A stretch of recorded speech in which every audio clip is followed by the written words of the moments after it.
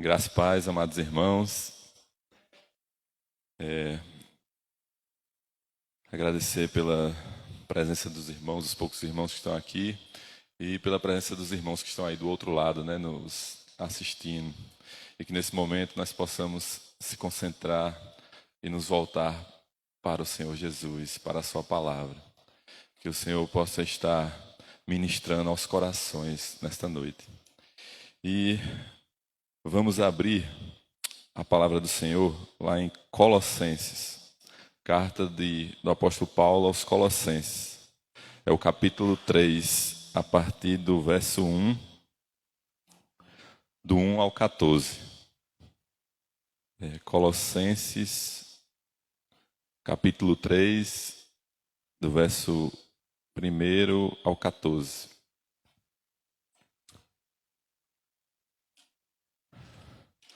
Peço que os irmãos que estejam em casa também acompanhem nas suas Bíblias, fiquem com suas Bíblias abertas para a gente meditarmos na palavra do Senhor. Amém? Diz assim a palavra do Senhor: Portanto, se fostes ressuscitados juntamente com Cristo, buscai as coisas lá do alto, onde Cristo vive assentado à direita de Deus. Pensai nas coisas lá do alto, não nas que são aqui da terra, porque morrestes e a vossa vida está oculta juntamente com Cristo em Deus. Quando Cristo, que é a nossa vida, se manifestar, então vós também sereis manifestados com Ele em glória.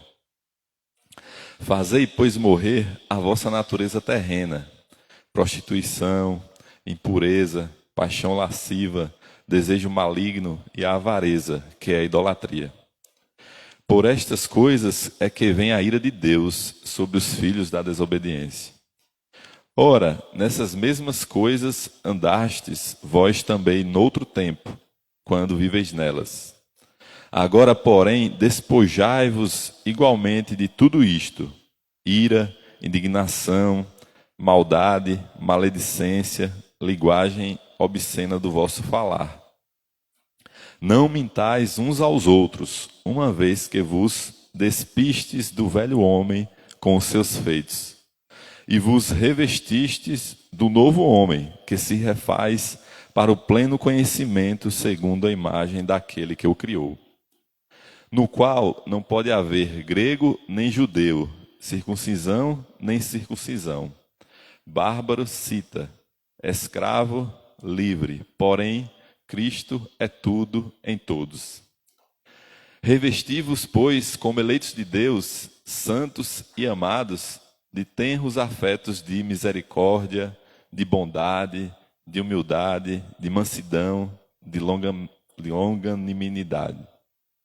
E suportai-vos uns aos outros, perdoai-vos mutuamente, caso alguém tenha motivo de queixa contra outrem. Assim como o Senhor vos perdoou, assim também perdoai-vos. E acima de tudo isto, porém, esteja o amor, que é o vínculo da perfeição. Amém? Que palavra maravilhosa, né? Ensino aqui do apóstolo Paulo aos irmãos, lá em Colossenses. Creio que muitos irmãos, né, já viram essa passagem, já estudaram em Colossenses. É um livro, uma carta muito que nos exorta, nos ensina e nos alerta, né, sobre muitas coisas a respeito da vida cristã. E o tema da nossa mensagem hoje é Vivendo em Cristo, mortos para o mundo, mas vivos para Deus. Amém? Para falar um pouco lá sobre Colossenses, vamos ver para quem essa carta foi endereçada à igreja de Colossos. Segundo Hernandes, essa carta é o maior tratado cristológico do Novo Testamento. E alguns teólogos também afirmam isso. E tem uma curiosidade: a igreja de Colossos não foi fundada pelo apóstolo Paulo, mas por Epáfras, seu companheiro de prisão. E é a única igreja que recebeu uma carta de Paulo sem o ter conhecido pessoalmente. E é interessante, olha aí, no capítulo 2, volte um pouquinho no verso 1, Paulo diz aí: Gostaria, pois, que soubesseis quão grande luta venho mantendo por vós, pelos laodicenses e por quantos não me viram face a face. Então, eles reconheciam a autoridade do apóstolo Paulo, através também do cooperador, né, Epáfras, e estava ali ministrando, exortando aos irmãos. E, não obstante, o plantio da igreja se fez sob a direção dele por volta de 54 a 56 depois de Cristo. Além disso, Paulo tinha amigos naquela igreja, como Filemon e Onésimo, que eram seus filhos na fé. Assim, essa igreja mantinha uma profunda ligação com Paulo. Ela reconhecia sua autoridade apostólica e acolhia seus ensinos. E Paulo escreveu Colossenses entre 60 e 62, juntamente com as cartas de Efésios, Filipenses e Filemon. Tíquico, um antigo e leal companheiro de Paulo, foi incumbido pelo apóstolo de levar esta carta aos cristãos de Colossos. É interessante, a carta tem dois propósitos fundamentais: elogiar os cristãos pelo crescimento espiritual e, principalmente, alertá-los sobre os perigos das heresias, dos falsos ensinos, dos falsos mestres que estavam ali querendo persuadir os irmãos em Colossos. No verso 1, a gente vê que ele elogia o cristão, né? Aliás, no capítulo 1, no verso 3, a gente vê no verso 3 a 5, ele diz, damos sempre graças a Deus, Pai de nosso Senhor Jesus Cristo, quando oramos por vós, desde que ouvimos da vossa fé em Cristo Jesus e do amor que tendes para com todos os santos, por causa da esperança que vos está preservada nos céus, da qual antes ouvistes pela palavra da verdade do Evangelho, que chegou até vós, como também em todo o mundo está produzindo fruto e crescendo. Tal acontece entre vós, desde o dia em que ouvistes e entendestes a graça de Deus na verdade. Então também ele se alegrava ali com os irmãos, né? Visto que o trabalho estava frutificando, visto que o amor de cada um para com os santos, para com os irmãos. E a esperança viva, né, que eles tinham preservados nos céus, em Cristo Jesus. Só que a grande questão é que a partir do capítulo 2, aí Paulo começa a alertar os cristãos, os irmãos lá, a respeito das heresias, dos falsos ensinos, que estavam querendo adentrar, né, perigosamente lá no meio dos cristãos. Então, vamos ver aí, no capítulo 2, no verso 8. No verso 8 ele diz, cuidado que ninguém vos venha a enredar com sua filosofia e vãs sutilezas, conforme a tradição dos homens, conforme os rudimentos do mundo e não segundo Cristo. Então, os falsos mestres estavam querendo que eles voltassem às velhas práticas que eles tinham antes de conhecer a Cristo Jesus, ao Evangelho. E no mesmo capítulo 2, lá no verso 18, ele vai dizer, 18, diz assim, ninguém se faça árbitro contra vós outros, pretextando humildade e culto dos anjos, baseando-se em visões, enfatuados sem motivo algum na sua mente carnal. Para você ver, inclusive os irmãos estavam cultuando a anjos e se baseando em visões. Então, Paulo estava combatendo tudo isso aí, que era o quê? O misticismo, o legalismo e o ascetismo estavam sendo introduzidos na igreja e pervertendo a sã doutrina. E o que é o ascetismo, né? É justamente aquela questão de eles praticando aquelas coisas de se automutilar. Paulo estava mostrando que o sacrifício de Cristo ele já foi pleno, né? Já ali ele zerou a conta, pagou pelos nossos pecados. E não havia mais a necessidade dos irmãos se autoflagelar, se automutilar.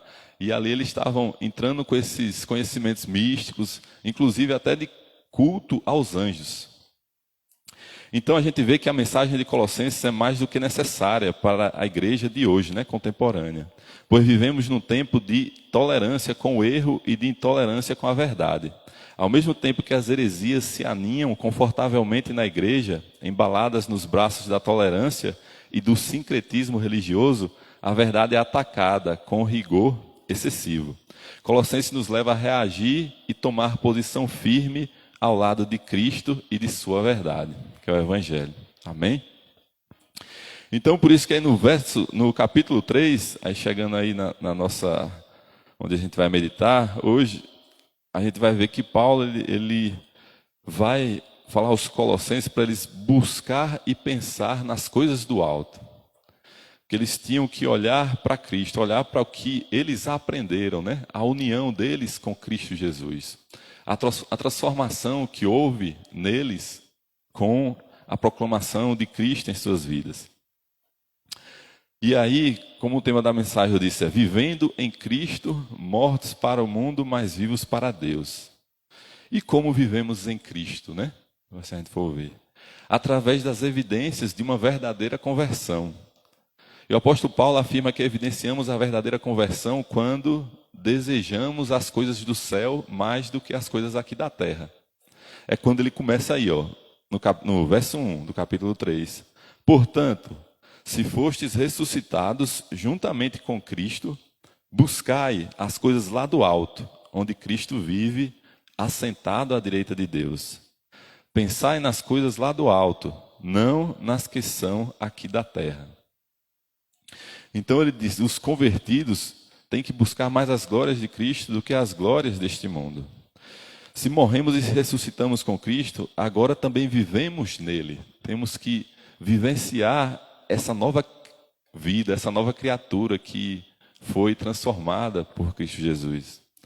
A nossa esfera de vida não é mais terrena. Isso não significa, né, irresponsabilidade com as coisas aqui da terra. Eu gosto de falar, nós temos que estar peregrinando aqui na terra, pois somos peregrinos, né, como a palavra mesmo nos ensina, mas com os olhos fitos para o céu, fitos para o alto, fitos para Cristo Jesus. Não vamos nos esquecer das nossas responsabilidades, dos nossos sonhos aqui, né, dos nossos anseios, mas em primeiro lugar é o que a gente aprende lá em Mateus, é buscar o reino dos céus e a sua justiça.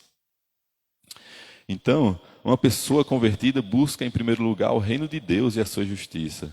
Buscamos prioritariamente as coisas do céu, pois aspiramos mais pelo reino dos céus do que as coisas aqui na terra.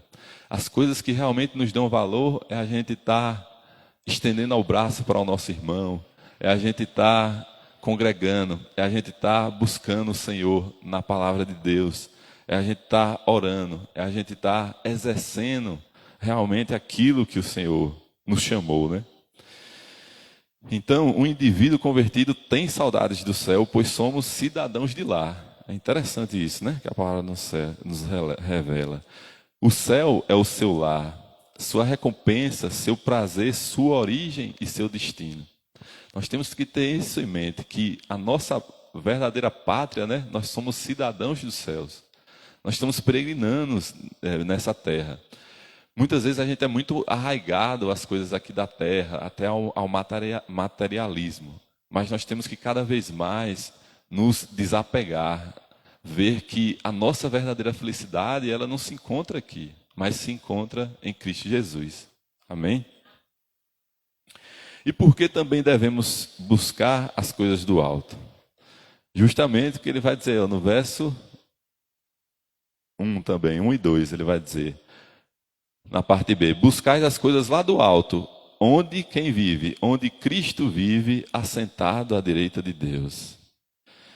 Então, porque é onde Cristo vive, assentado à direita de Deus. Então, vale também destacar que os crentes, né, nós em Cristo Jesus, nós desfrutamos de uma herança, de sua herança, pois somos herdeiros de Deus e co-herdeiros com Cristo. Se a gente vê Romanos 8,17, ele diz, ora, se somos filhos, somos também herdeiros de Deus e co-herdeiros com Cristo. E com ele sofremos, também com ele seremos glorificados. Então, amados, este buscar é mais do que um buscar para encontrar, pois é um buscar para possuir, para viver, para experimentar. Implica numa busca perseverante. Esta busca demanda uma atividade contínua e habitual.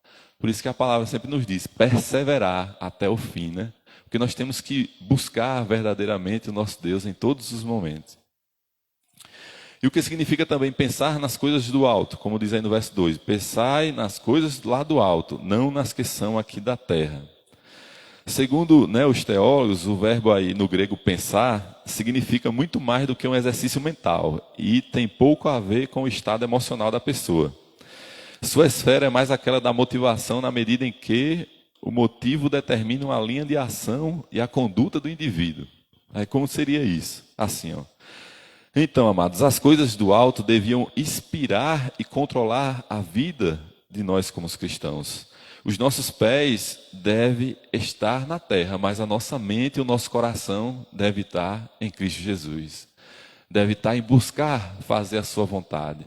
Buscar cumprir o propósito que o Senhor tem para cada um de nós aqui na terra. Já que a gente está peregrinando, que a gente está passando, que nós possamos fazer realmente a vontade de Deus, a vontade de Cristo Jesus em nossas vidas. E hoje vivemos a inversão desses valores, porque os cristãos querem um paraíso neste mundo e ajuntar os tesouros na terra. Cada vez mais estão agarrados às coisas da terra, por isso não aspiramos às coisas do céu como deveríamos e como o Senhor nos ensina através da sua palavra. É justamente o que eu estava dizendo anteriormente. Infelizmente nós estamos, principalmente com esses falsos ensinos, essa falsa teologia, elas induzem as pessoas a cada vez mais estar arraigadas em bens materiais, a questão de prosperidade, a questão de que a vida só é feliz com as limitações terrenas. Ah, você está feliz porque você comprou o último lançamento de não sei o que da roupa da novela. Você está feliz porque saiu o último eletrodoméstico da moda. Então, isso aí não é a verdadeira felicidade. Quer dizer que a verdadeira felicidade, a nossa alegria, como diz Paulo lá em Filipenses, né? Alegrai-vos no Senhor. Mais uma vez, alegrem-se no Senhor. A nossa verdadeira alegria é Cristo Jesus. É buscar e pensar verdadeiramente nas coisas do alto, onde Cristo está assentado à direita de Deus Pai. Amém, amados? E porque a nossa vida está oculta juntamente com Cristo em Deus. Ele vai dizer aí, ó, no verso 3, né? Porque morrestes e a vossa vida está oculta juntamente com Cristo em Deus. Justamente porque nós não mais pertencemos ao mundo, mas a Cristo. As fontes da vida nas quais nos alegramos vêm somente dele. Paulo fala isso aí no capítulo 2, ó, se você for ver, no capítulo 2, no verso 2 e 3, ele vai dizer lá, ó, para que o coração deles sejam confortados e vinculados juntamente em amor, e eles tenham toda a riqueza da forte convicção do entendimento para compreender plenamente o mistério de Deus, Cristo, em que todos os tesouros da sabedoria e do conhecimento estão ocultos. Paulo mostra aos irmãos colossenses que não havia razão alguma para procurar outras fontes nem meios para suprimento da sua vida cristã, como encorajavam os falsos mestres na época. Na verdade, é em Cristo que estão escondidos todos os tesouros da sabedoria e do conhecimento. E por que também ele diz isso? Né? Porque lá os falsos mestres, eles eram levados, doutrinados por livros ocultos, por ensinamentos que só eles tinham acesso. William Barclay diz que os falsos mestres achavam que os seus livros guardavam e escondiam a sabedoria. Esses livros chamados de apocrifoi eram livros escondidos de todos, exceto daqueles que eram iniciados na leitura. Então os falsos mestres, eles tinham aqueles conhecimentos só para ele. E estavam enveredando outros irmãos a compartilharem daquilo ali. E Paulo justamente está dizendo aqui, não, nossa verdadeira sabedoria e o nosso verdadeiro tesouro está em Cristo Jesus. Então agora com essa palavra, a palavra que Paulo usa para dizer que estamos escondidos com Cristo em Deus é como se ele dissesse: para vós outros, os tesouros da sabedoria estão escondidos em vossos livros secretos. Para nós outros, nós cristãos, porém, Cristo é o tesouro da sabedoria e nós estamos escondidos nele. Então, amados, estar escondido com Cristo significa que nele nós temos segurança e satisfação. É nele que Cristo é suficiente em tudo para as nossas vidas. É Ele que é realmente a fonte de vida, a fonte de água viva. O Senhor é o pão da vida, é a luz do mundo. É nele que nós preenchemos aquele vazio que nós, quando estamos no mundo, a gente não sabe como preencher. É só em Cristo Jesus que nós encontramos a verdadeira sabedoria e o conhecimento. Então, Paulo mostrou aos irmãos que nem homens, nem anjos, nem outra criatura tem algo a oferecer que não possa ser encontrado em Cristo Jesus, em um grau infinitamente mais elevado e por completo. Assim, meus irmãos, nós também, como igreja do Senhor, precisamos ter discernimento espiritual, trazendo para nós hoje. A igreja não pode seguir os ventos de doutrina, nem ser vulnerável à sutileza dos falsos mestres e dos falsos ensinos. A igreja precisa ter convicção e entendimento para compreender a Cristo, em quem todos os tesouros da sabedoria e do conhecimento estão escondidos. E como a gente faz isso? É preciso buscar e cavar essa mina, cujas pedras preciosas e cujos mais ricos tesouros só se desenterram com a oração, a leitura da palavra, a meditação. É igual o salmista diz: medite na lei do Senhor dia e noite. É através de uma maior intimidade com o nosso Deus. A nossa verdadeira fonte de conhecimento e sabedoria está aqui, na palavra do Senhor. É o Verbo que se fez carne, é o próprio Cristo Jesus. É nela que nós devemos meditar, é nela que nós encontramos todas as respostas para a nossa vida. Então, é nela que nós precisamos buscar. É em Cristo Jesus, Ele é o suficiente para as nossas vidas. Amém? E no verso 4 ele vai dizer: quando Cristo, que é a nossa vida, se manifestar, então vós também sereis manifestados com Ele em glória. Olha que maravilha, porque nós estamos glorificados com Cristo. Cristo, nesse exato momento, agora está assentado à direita de Deus Pai. E ao mesmo tempo, como Ele é onipresente, onisciente, onipresente, Ele está aqui no meio de nós. Amém? E nós vemos que Cristo, agora, como Ele está assentado à direita de Deus Pai no céu, mas um dia Ele também virá em glória para nos levar para o lar celestial. Quando Ele se manifestar, nós que estamos escondidos com Ele, também seremos manifestados em glória. Em 1 João, capítulo 3, verso 2, diz assim, amados, agora somos filhos de Deus, e ainda não se manifestou o que haveremos de ser. Sabemos que quando Ele se manifestar, seremos semelhante a Ele, porque haveremos de vê-lo como Ele é. Olha que promessa linda para a igreja do Senhor. Que nós possamos realmente adorar, louvar, buscar o nosso Deus de todo o coração. Amém, amados? Então, amados, o fim do nosso caminho não é o sepulcro coberto de lágrimas, mas o hino triunfal da gloriosa ressurreição. A nossa jornada não terminará com o corpo surrado pela doença ou enrugado pelo peso dos anos, mas receberemos um corpo de glória semelhante ao de Cristo Jesus. E o Espírito Santo que habita em nós e nos selou para o dia da redenção é o penhor deste resgate, a garantia de que aquilo que Deus começou, Ele completará.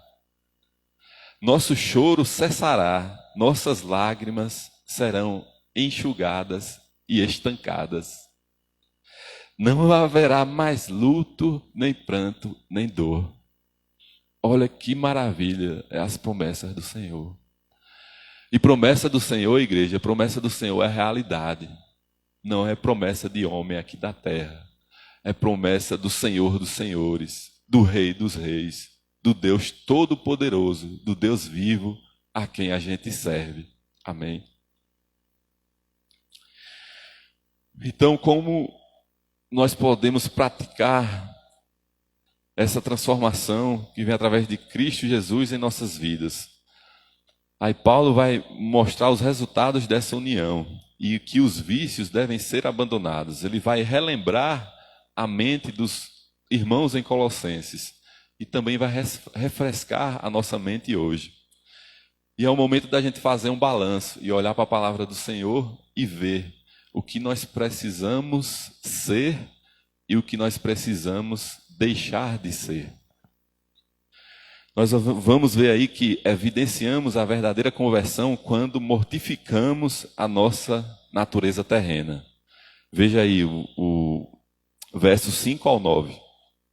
Ele diz: Fazei, pois, morrer a vossa natureza terrena, prostituição, impureza, paixão lasciva, desejo maligno e a avareza, que é a idolatria. Por estas coisas é que vem a ira de Deus sobre os filhos da desobediência. Ora, nessas mesmas coisas andastes vós também noutro tempo, quando viveis nelas. Agora, porém, despojai-vos igualmente de tudo isto: ira, indignação, maldade, maledicência, linguagem obscena do vosso falar. E não mintais uns aos outros, uma vez que vos despistes do velho homem com os seus feitos. Então, Paulo mostra aos Colossenses os resultados práticos da verdadeira união com Cristo, que os vícios e os pecados devem ser abandonados de forma definitiva, que nós devemos sepultar a velha natureza, desse velho homem e desses velhos pecados que ele listou aqui, né? As coisas que não agradam ao Senhor. E por que a gente deve fazer? Ele diz: Fazei, pois, morrer a vossa natureza terrena, no verso 5. Lá em Romanos 6:11, Paulo também diz: Assim também vós considerai-vos mortos para o pecado, mas vivos para Deus, em Cristo Jesus. Então, amados, é como eu gosto de ver também quando o Hernandes diz: nós devemos andar com a certidão do óbito no bolso do velho homem. O homem no bolso e a mulher na bolsa. E eu digo mais, não a certidão física do velho homem. Que essa certidão esteja viva, esteja morta, né? Não somente no documento físico, mas no nosso coração. Que nós possamos sepultar verdadeiramente esse velho homem, essa velha natureza, que não agrada ao nosso Senhor e Salvador. Então, Paulo enumera vários pecados que faziam parte da velha vida dos colossenses. A gente vê aí pecados morais, que é a prostituição, impureza e paixão lasciva. A gente vê que Paulo condena não apenas o ato pecaminoso, mas também a intenção e o desejo impuro. Fica claro que os desejos e apetites conduzem às ações. E a fim de purificar os atos é preciso antes purificar a mente e o coração. E quem só faz essa transformação em nossas vidas? Só Cristo Jesus. É como o Senhor diz lá em 1 João 1,9. Se confessarmos os nossos pecados, Ele é fiel e justo para nos perdoar os pecados e nos purificar de toda injustiça. Então, meus irmãos, que nós possamos deixar esses pecados morais de lado. Outros que ele elenca aí é pecados sociais. Os pecados sociais estão relacionados a esses aí, ao desejo maligno e à avareza. Falam que elas querem dizer o quê? Falam de desejar o mal para os outros e de desejar o que é dos outros. Olha que terrível, né? A questão da avareza. Falar mal dos outros e ainda desejar o que é dos outros. E aí, ele vai dizer aqui, William Barker, que a avareza é o pecado de desejar sempre mais, sem nunca se satisfazer, sejam coisas ou prazeres. Russell Shedd diz que a avareza comunica a ideia de tirar uma vantagem egoísta, muitas vezes iludindo e prejudicando a vítima. Por exemplo, o desejo do dinheiro, conduz ao roubo. O desejo de poder conduz à tirania. E o desejo sexual conduz à impureza. É o desejo de obter sempre o que não se tem o direito de possuir. Por isso que Paulo mostra que é idolatria. Porque coloca as coisas no lugar de Deus e substitui Deus por coisas ou prazeres. A essência da idolatria é o desejo de obter. O homem que está dominado pelo desejo de possuir coisas, coloca-as no lugar de Deus e as adora e lhes presta culto às coisas em vez de adorar a Deus. Que terrível isso, amados. É hora de nós se voltarmos para nós e olhar se nós não estamos colocando nada em nossas vidas que seja acima do nosso Deus. Seja coisa, seja tudo aquilo que realmente nos afasta do Senhor. É hora de cada um de nós refletirmos a respeito das nossas vidas também. Amém? E a gente viu que Paulo também vai falar aí, que devemos despojar-nos das mortalhas da velha vida e deixá-las na sepultura. Lá no verso 8 e 9 ele diz: Agora, porém, despojai-vos igualmente de tudo isto: ira, indignação, maldade, maledicência e linguagem obscena do vosso falar. E não mintais uns aos outros, uma vez que vos despistes do velho homem com os seus feitos. E ele diz, se despojar aqui é realmente jogar fora, lançar fora, tirar aquilo, aquela velha natureza, é sepultar. É igual nós quando chegamos num dia exaustivo de trabalho e chegamos em casa, a gente quer tomar um belo banho, né? A gente quer tirar aquela roupa suja, imunda e quer tomar um belo banho, lavar tudo aquilo que está impregnado no nosso corpo. E o Senhor, Ele fez, a prova do amor dEle foi tão grande para nós, que Ele nos amou, né? Apesar de nós ainda sermos pecadores. E Ele lavou as impurezas da nossa alma com o seu sangue derramado na cruz. Que nós possamos olhar para Cristo, para o sacrifício do nosso Senhor, e ter uma vida realmente transformada. Que as nossas práticas, as nossas ações sejam para a honra e glória do nome do Senhor. Amém? E o apóstolo Paulo prossegue na lista de pecados que devem ser removidos da nossa vida.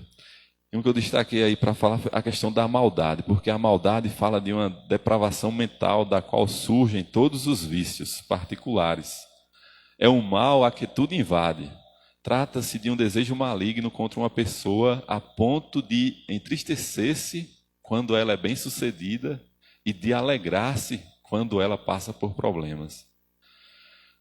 É terrível que isso não pode ter no caminhar de um cristão, na vida de um cristão. Se isso existe algum ponto de maldade, alguma coisa que nós possamos orar a Deus e se derramar nos pés de Cristo Jesus para que Ele possa extinguir todo tipo de pensamento mal das nossas vidas. E outra coisa que ele fala aí é sobre a linguagem obscena, né, do vosso falar. Aí os comentaristas dizem que já a linguagem obscena é uma expressão que só aparece aqui em todo o Novo Testamento. E sugere uma linguagem abusiva, grosseira. Significa ter a boca suja e refere-se a todo tipo de palavra torpe, de comunicação vulgar e de humor de baixo calão. Então isso estava ocorrendo lá também no meio dos colossenses. E Paulo estava chamando a atenção dos irmãos. É terrível a gente imaginar porque isso é no meio da igreja, no meio dos irmãos. Não estamos falando de pessoas do mundo. É justamente para a gente olhar para nós e, como eu disse, a gente buscar olhar para Cristo Jesus e fazer um balanço da nossa vida. Ver as coisas que a gente deve fazer e as coisas que nós precisamos deixar de fazer para a honra e glória do nosso Deus. E outro problema terrível é a mentira. É um verso exclusivo aí para a mentira. 9. Não mintais uns aos outros, uma vez que vos despistes do velho homem com seus feitos. Porque a mentira é o falseamento da verdade. Quando o cristão mente, ele está cooperando e aliando-se, infelizmente, com Satanás. Por quê? Ele é o pai da mentira. Espalhar contenda entre os irmãos é o pecado que a alma de Deus mais abomina. E o comentarista Russell Shedd trouxe um alerta que eu achei muito interessante. Eu vou citar aqui para os irmãos. Ele diz: as críticas aos nossos irmãos devem ser de tal modo dominadas pelo amor que sempre expressem o desejo de encorajar e nunca a intenção de destruir maliciosamente.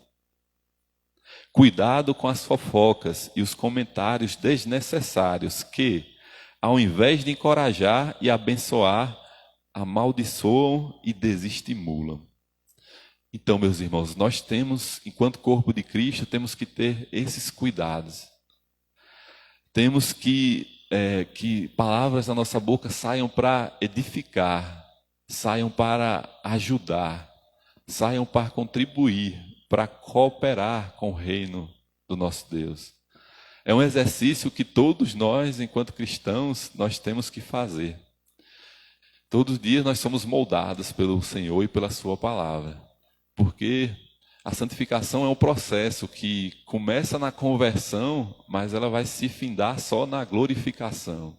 Como a gente viu, é o Deus que vai completar esse trabalho em cada um de nós. Mas nós temos que ter cuidados, assim como Paulo estava alertando ali os irmãos em Colossenses, nós temos que ter esse cuidado para nós não se vermos em falando palavras torpes, em pequenas, não existe pequenas mentiras, né? Na verdade, a palavra do Senhor é o quê? Sim, sim, não, não. Cada um de nós temos que refletir e buscar ser cristãos, servos melhores, para a honra e glória do nosso Deus. Servo para a gente realmente amar o nosso próximo como a nós mesmos. E para verdadeiramente demonstrar o amor que Cristo Jesus teve para cada um de nós. Amém? Então, ele diz no verso 10, e vos revestistes do novo homem que se faz para o pleno conhecimento, segundo a imagem daquele que o criou. Então nós temos que revestir desse novo homem, dessa nova vida.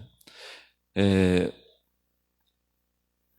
o que Paulo fala lá em 2 Coríntios 5,17. Portanto, se alguém está em Cristo, é nova criação. As coisas antigas já passaram, eis que tudo se fez novo. Então, amados irmãos, vamos pegar na mão do nosso Senhor e buscar nos revestir do novo homem, da nova criatura que foi transformada por Cristo Jesus. Amém?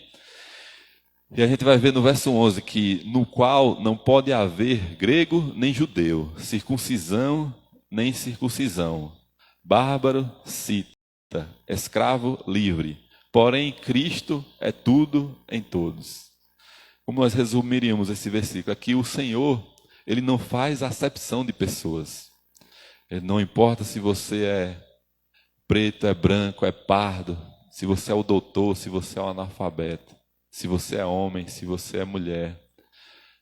Todos têm a oportunidade de se achegar a Cristo Jesus. Como ele fala lá em João, né? Deus amou o mundo de tal maneira que deu seu Filho unigênito para todo aquele que nele crê, não pereça, mas tenha a vida eterna. Então, se realmente nós crermos no Senhor, entregarmos a nossa vida para Ele, nós fazemos parte da família de Deus. Não há nacionalidade, não há distinção para aqueles que estão em Cristo Jesus. Então, o cristianismo derruba todos os muros de separação. E Paulo menciona aí 4 barreiras que são quebradas em Cristo, que é justamente o que eu falei, as barreiras raciais, que ele diz, quando ele diz aí, em Cristo não há grego nem judeu, e barreiras religiosas, em Cristo, que como ele diz, não há nacionalidade, né? Ele quebra as barreiras raciais e religiosas. Em Cristo não há circuncisão nem circuncisão, ou seja, as cerimônias e ritos religiosos que separavam as pessoas agora já não as separam mais. E derruba também as barreiras culturais. Os gregos, naquela época, consideravam todas as pessoas não gregas como bárbaros. Por isso que ele diz aí. E os citas eram os bárbaros mais atrasados. Hoje os povos incultos e os cultos congregam na igreja. O doutor e o analfabeto, ambos têm comunhão na igreja em Cristo Jesus. Então ele quebra as barreiras culturais, raciais. Então, o que a gente vai se voltar agora aqui no texto. Peraí que eu... Vamos... Eu coloquei aqui. O último eu coloquei depois. A gente vai ver que evidenciamos... Sim, a gente vai analisar o verso 11 ao 14 agora. O 11 a gente acabou de ver. E a gente vai ver que também evidenciamos a verdadeira conversão quando nos revestimos de Cristo. Porque o velho homem morreu, o novo homem deve estar no controle. Assim, as virtudes devem ser cultivadas. Né? E quais virtudes são essas? Olha o verso 12. Revesti-vos, pois, como eleitos de Deus, santos e amados, de tenros afetos de misericórdia, de bondade, de humildade, de mansidão e de longanimidade. Paulo relembra os irmãos ali as virtudes que realmente fazem parte dos eleitos de Deus, da família de Deus. Virtudes. Já que somos novas criaturas em Cristo, precisamos nos revestir desse novo homem. O verbo revestistes está no particípio presente, que significa que somos constantemente renovados. O ato da salvação conduz ao processo de santificação. Então, quanto mais conhecemos a Cristo, mais nos tornamos semelhantes a Ele. Então, só que é um caminhar, é como ele diz, é no presente. Você tem que estar todo dia se revestindo da palavra do Senhor. Todo dia se alimentando na palavra, orando, buscando ter intimidade com Deus. E aí automaticamente você vai ter as virtudes, vai ter aqui, como ele diz, de tenros afetos de misericórdia, de bondade, de humildade, de mansidão, de longanimidade. Então, a gente vê quando você se converte a Cristo, tem uma vida verdadeira transformada, a gente não precisa nem falar. Os outros veem no seu testemunho, no seu agir, no seu praticar, no seu viver. As pessoas veem Cristo em você. É o que Paulo diz também na palavra, né? Não mais eu vivo em mim, mas Cristo vive em mim. Então, que nós possamos realmente praticar esse ensinamento, que nós possamos revestir de tudo isso que ele nos fala aqui agora, de misericórdia, de bondade, de humildade, de mansidão, ter paciência além do limite para com o nosso irmão, para lidar com as situações críticas da vida. E no verso 13, ele vai dizer, complementar, suportai-vos uns aos outros, perdoai-vos mutuamente, caso alguém tenha motivo de queixa contra outrem. E é muito interessante que ele diz, suportai-vos uns aos outros. Nós temos que suportar em amor. Olhar o nosso irmão com o olhar de Cristo Jesus. Mesmo aquele irmão que a gente considera chato, que a gente considera, enfim, que a gente coloca algum rótulo, nós não podemos colocar enquanto cristão. Na verdade, nós temos que suportar em amor. Temos que conviver em harmonia. Temos que falar palavras que edifiquem o nosso irmão, a nossa irmã. Muitas vezes você conhece uma pessoa que ela está num dia mal. Às vezes muitas vezes já aconteceu comigo. Eu conhecer alguém, um amigo que já é hoje, mas naquele dia que eu o vi, primeiramente parecia ser uma pessoa mal-humorada, chateada, fechada.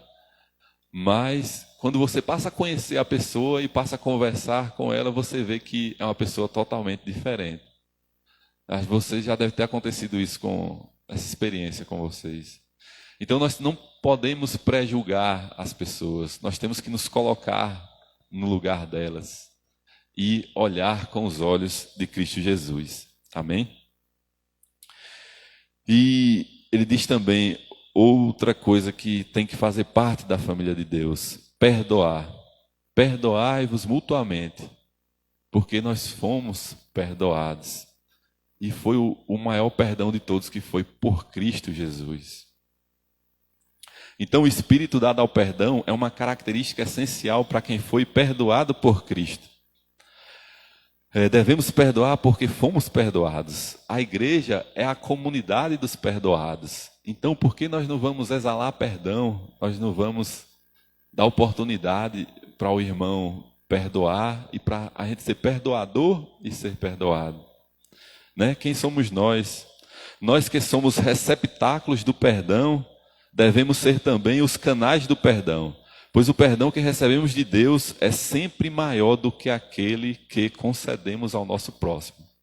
Pode ter certeza, o perdão do Senhor foi o maior de todos. Então, quem somos nós para não perdoar o outro, né? Para não perdoar o próximo?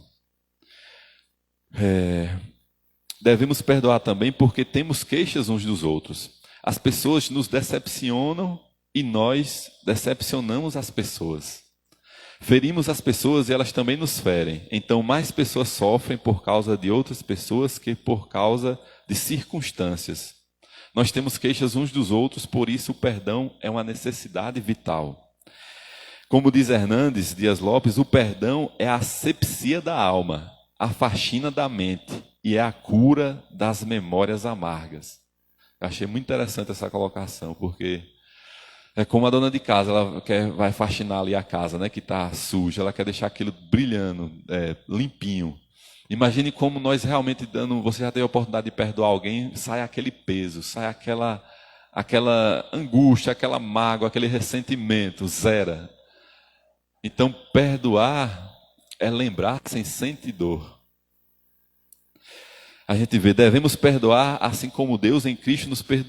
Deus nos perdoa completamente e esquece dos nossos pecados. Ele lança as nossas transgressões nas profundezas do mar e as desfaz como a névoa. Assim também nós devemos perdoar. Porque quando a Bíblia diz que Deus perdoa e esquece, isso significa que Ele não lança em nosso rosto aquilo que Ele mesmo já perdoou. Então nós temos que perdoar de coração. Não é dizer que perdoou, mas nenhuma oportunidade a gente, como a gente costuma dizer aqui na nossa região, jogar aquilo na cara da outra pessoa. Aí você não perdoou verdadeiramente. Ele não cobra novamente essa dívida. O Senhor não nos cobra novamente. É assim que devemos perdoar. Perdoar é zerar a conta. É realmente lembrar sem sentir dor. Amém? E para fechar, a gente vai ver outro ensinamento de Paulo aqui.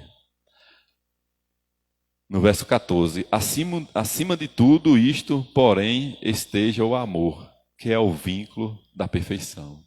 Então, nosso Deus é amor. O amor é o mais importante aspecto da vida do cristão.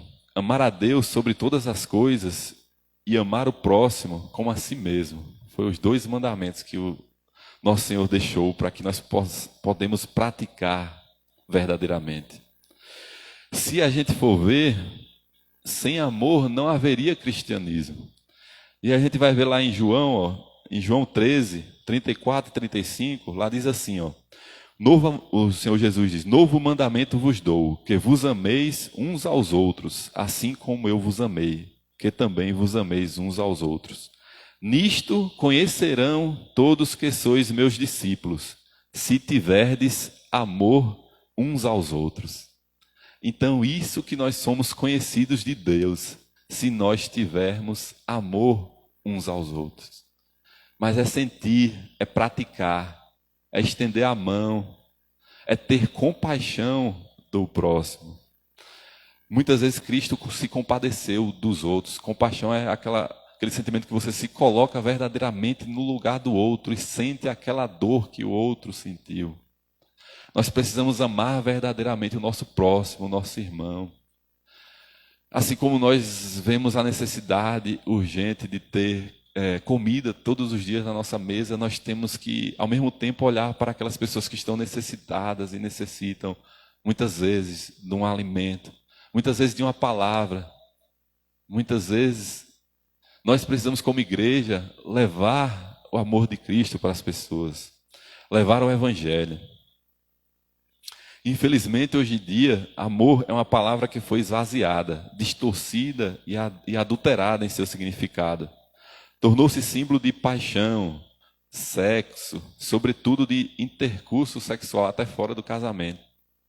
Quando Paulo fala em amor, usa a palavra ágape, o próprio amor de Deus, que é o quê? Sacrificial, genuíno, puro, santo, que não busca seus interesses. É o amor que se entrega. É esse o amor que a igreja tem que ter para com o próximo, para com o outro. É um amor que se entrega.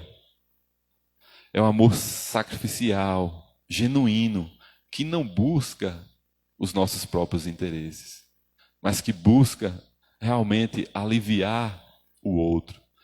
Nós possamos aprender com o Senhor, que Ele foi manso e humilde de coração.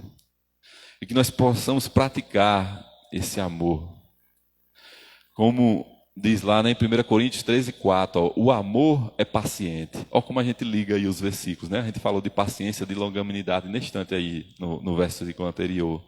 Então ele diz lá em Coríntios, ó, o amor é paciente, é benigno, o amor não arde em ciúmes, não se ufana, não se ensoberbece, não se conduz inconvenientemente, não procura os seus interesses, não se exaspera, não se ressente do mal, não se alegra com a injustiça, mas regozija-se com a verdade. Então, meus irmãos, que nós possamos amar assim como Deus nos amou. Pois Ele nos amou primeiro, enquanto nós ainda éramos pecadores. Quão grande amor! Como Paulo diz, o amor de Cristo nos constrange. Não tem nem como a gente, não tem palavras, não tem como a gente mensurar o amor do nosso Deus. E todos os dons que temos são para esta vida, mas o amor vai reinar no céu.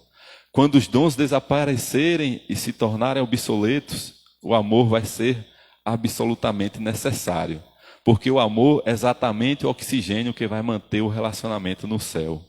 O que é o céu? O que é a vida eterna? É conhecer a Deus. E quem é Deus? Deus é amor. O céu vive em amor, em comunhão com Deus e em comunhão uns com os outros. É por isso que Paulo diz, buscai as coisas do alto, pensai nas coisas do alto, onde Cristo vive, assentado à direita de nosso Deus. E que nós possamos espalhar esse amor de Cristo Jesus aqui na terra. Que nós possamos ser verdadeiramente luzes neste mundo, sal da terra, para refletir a glória de Deus em nossas vidas. Amém? Então, meus amados, e quem ama, só para finalizar, no mínimo faz 3 coisas. Quem ama, declara a pessoa amada que ama. Qual a oportunidade que você tem, a última de ter falado, Deus, eu te amo. E para o seu próximo, para o seu irmão, qual foi a outra oportunidade que você falou, a última vez que você chegou para um irmão e olhou no olho dele e diz, você, irmão, eu te amo. Eu te amo em Cristo Jesus. Segundo, quem ama tem tempo para a pessoa amada. Que prioridade Deus ocupa na sua vida? Quanto tempo do seu dia você se dedica para conhecê-lo, para conversar com ele, para cultivar a sua amizade com ele e para buscá-lo em oração, para buscar meditar na sua palavra? Qual é o tempo que nós estamos dedicando para o Senhor? Será que é as primícias ou só são as migalhas? Que nós possamos refletir também, meus irmãos. E terceiro, quem ama procura agradar a pessoa amada. Se você ama a Deus verdadeiramente, você irá obedecê-lo, irá honrá-lo, irá agradar o coração dele. Então, meus irmãos, que Deus nos ajude e tenha misericórdia de cada um de nós, e que Ele nos ajude a perseverar e a permanecer firmes em seus caminhos. E que nós possamos amar verdadeiramente o nosso próximo, como Deus, como Cristo nos amou. Amém? Vou pedir a Lu para estar louvando. Não feche o seu coração para Jesus. E com isso, eu peço que no final pode orar e estamos finalizados. E que Deus abençoe cada um de vocês, meus irmãos.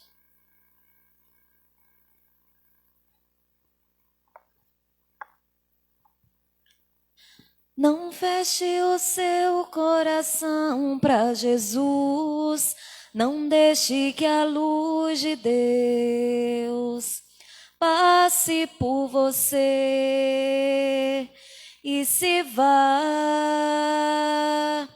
noutra direção.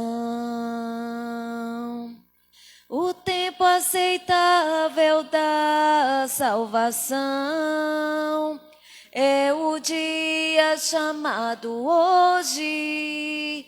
Não se esqueça, não endureça esse coração que sofre a distância de Deus.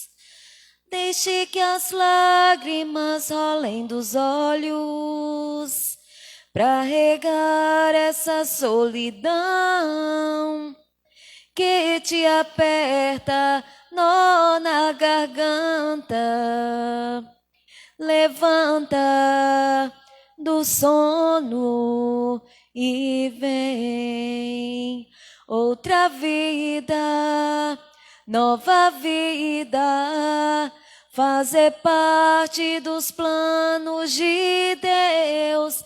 Vem para a vida, a nova vida, fazer parte do mundo de Deus. Vem para a vida, a nova vida, fazer parte dos planos de Deus.